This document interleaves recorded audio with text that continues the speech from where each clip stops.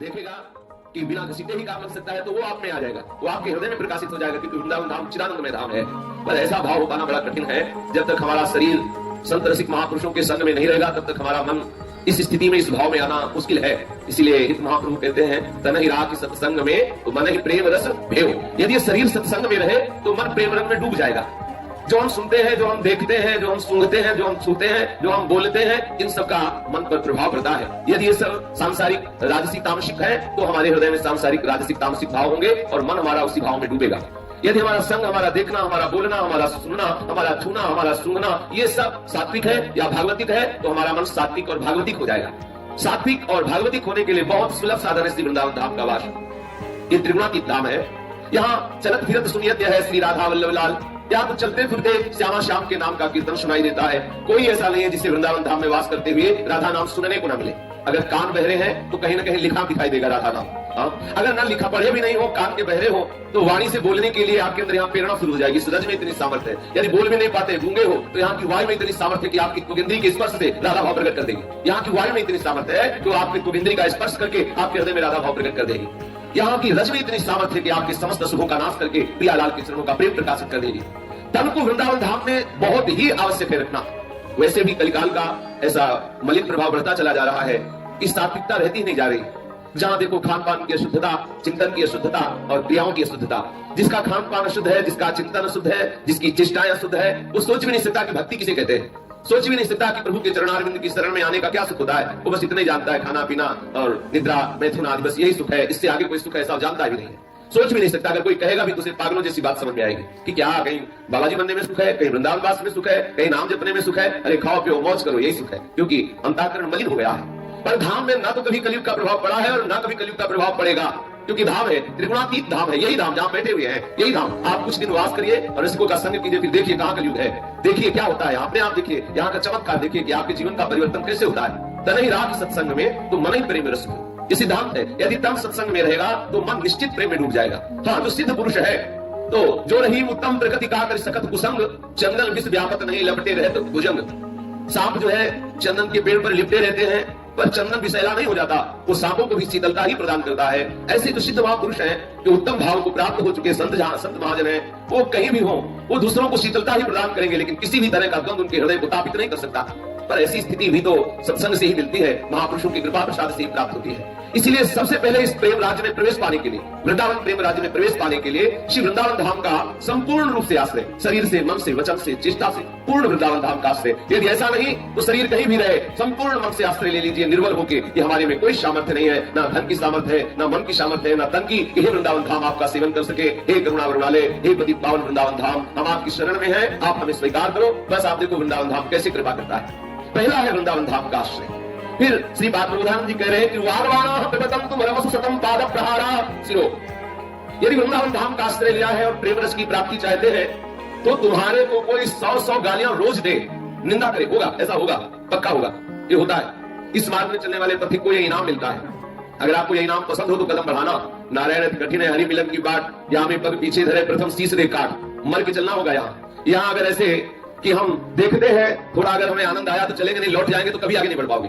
इसमें आनंद आवे ना आवे, लाभ मिले ना मिले, हानि हो खूब हो, जो हो सो हो, अब तो बेली फैल गई जाने सब कोई, मेरे तो गिरधर गोपाल दूसरो न कोई। एक बिल्कुल दृढ़ निष्ठा, जो होना हो। अब तो बस हमें श्यामा श्याम के धाम में वास करना है और श्यामा श्याम का साक्षात्कार करना है, चाहे जितना दुख मिले, मुझे कदम पीछे नहीं करने। 100 गालियां रोज मिले, सैकड़ों तरह से लोग कटुवचन बोले, आपके हृदय में दुख पहुंचाने की चिंता करें वाणी के द्वारा, तो भी आप हटिएगा नहीं, शिथिल मत होइएगा, हृदय में आप दुख मत मानिएगा। यह है पहला अखंड वृंदावन वास या अनन्य भाव से वृंदावन धाम का आश्रय। और दूसरा है कटवचन सहने की सामर्थ्य। जब आपको प्रियालाल का प्रेम रस प्राप्त करना है तो सहना होगा, और ये व्यवस्था वो करेंगे। वो आपको गाली दिलवाएंगे क्या, वो आपको गाली देंगे, भाई नहीं दूसरा तो दिलवाएगा, वही दुआ के सब लीला करते हैं, उनके सिवा कोई नहीं। वो गाली देंगे, वो आके पीटे उद्धव जी से। इसीलिए एकादश स्कंद में प्रभु कहते हैं, कोई गर्दन पकड़ के बाहर निकाल दे, थूक दे, मूत दे ऊपर, मारे बांधे, विविध प्रकार से चेष्टा की डिगाने की चेष्टा करे, ऐसे निष्ठा से डिगाने की, तो भी हे उद्धव तुम उनसे क्लेशित मत होना, अपनी निष्ठा में बने रहना और किसी बाहरी का सहारा मत लेना। अपने विवेक बल के द्वारा, आत्म ज्ञान के द्वारा, आत्मभाव के द्वारा ही इन सब द्वंद्वों पर विजय प्राप्त करने का। कभी ऐसा ना हो कि आपको कोई गाली दे रहा है, प्रतिकूल बर्ताव कर रहा है, निंदा कर रहा है, तो आप किसी धनी मानी पद प्रतिष्ठा वाले का आश्रय लेके उसे पिटवा दे या उससे आप नीचा दिखवा दे, उसको आप दंड दिला दे, तो आप परमार्थ के पथिक नहीं रह जाएंगे। ठीक है, आपका बहुत बड़ा चलता है, आप किसी अधिकारी को फोन करके उसे पिटवा दे कि हमें गाली दे रहा था या हमारा अपमान करवा, ऐसा हो सकता है क्योंकि आपके पास ऐश्वर्य है, वैभव है, प्रतिष्ठा है, लेकिन आपको प्रेम प्राप्ति नहीं हो सकती यदि आपने ऐसा प्रयोग कर दिया। किसी बाहरी सहयोग से नहीं, आत्मज्ञान के द्वारा, विवेक के द्वारा उस भाव को सह जाओ। हमारे इष्ट ही सब रूपों में विराजमान है। यदि ऐसा शुद्ध भाव नहीं आ पाया तो ऐसा भाव हमारे इष्ट के द्वारा प्रेरित होकर सब कर रहे हैं, इष्ट के द्वारा प्रेरित होकर कर रहे हैं, इसलिए हमारे लिए परम मंगल विधान है। हमारी क्रिया जो हमारे लिए जो विधान कर रही है महामंगल में है, ऐसा मान के हम सबको सह जाते हैं। आप देखिए, जितना सहते जाएंगे उतने भक्ति का वर्धन होता जाएगा। सहत सहत बाढ़े भगति गृहित अनुकूल हितगाह। जैसे जैसे भक्ति मार्ग में आपको आगे बढ़ने की लालसा प्रकट होगी, वैसे वैसे प्रतिकूलता आएगी। जिसके जीवन में प्रतिकूलता नहीं आ रही तो सोच लो कहीं ना कहीं आपकी भक्ति में कोई ना कोई छेद ऐसा है जिससे भक्ति रस क्षीण हो रहा है। प्रतिकूलता प्रमाण है भक्ति का। बाहरी और आंतरिक दोनों प्रतिकूलताएं जब आपको घेरने लगे तो आप नाचना एकांत में कि हरि आने वाले हैं। प्रतिकूलता जब बाहरी और भीतरी दोनों घेरने लगे तो साधक फिसलता है, घबराता है कि ये क्या, सुना था बड़ा आनंद, यहाँ तो जलना पड़ रहा है, लेकिन ये इनाम है, यही है उसके लिए इनाम। जब प्रतिकूलता प्राप्त होती है तो आनंदित हो। देखो किसी भी भक्त के जीवन में देखो, जब जब प्रतिकूलता आई है तब तक ठाकुर जी पीछे आए, पहले प्रतिकूलता और फिर ठाकुर जी। जहां आप किसी भी भक्त के चरित्र को पढ़ के देख लो, यदि आपको सब अनुकूलता ही प्राप्त हो रही है तो आपकी भक्ति में कहीं खोट है।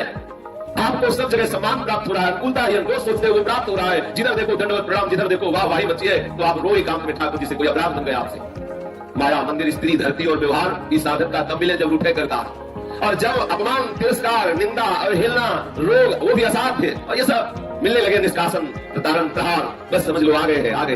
वो दरवाजा खुलने वाला है जिसमें प्रवेश पाकर सदा सदा के लिए महाआनंद में निमग्न हो जाएंगे। पर ये यात्रा कोई महावीर कर सकता है, साधारण नहीं।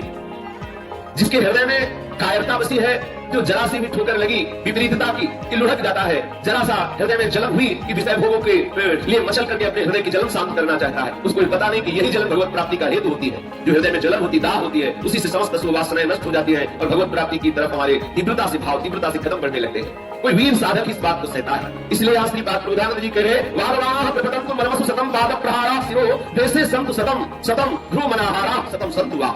श्री वृंदावन धाम का वास, और कोई सैकड़ों सैकड़ों प्रकार से गालियां दे, निंदा करे, वागवान प्रहार करे, यदि अभी आप उन्हें सामर्थ्य है, आप उसको मसल सकते हैं या आप उसको दंड प्रदान कर सकते हैं या किसी से दंड दिला सकते हैं, लेकिन आप उसको सह जाए। नीचा अपमानम सुधा, नीच पुरुषों के द्वारा किए हुए अपमान को सह जाए और अपने को तरण से भी नीच समझकर जो ऐसा सह जाता है वो श्री स्वामिनी जी के चरणारविंद की दास्ता प्राप्त करने का अधिकारी होने लगता है। दूसरी बात कह रहे हैं, चाहे सिर पर 100 लाख कोई मारे, 100 लाख मारे, 100 बार प्रहार करे, सतम पाद प्रहारा सिरोदे से, सिरोदे से अर्थात सिर में सतम पाद प्रहारा सैकड़ों लाख कोई मारे तो भी हम विचलित नहीं होंगे। क्यों?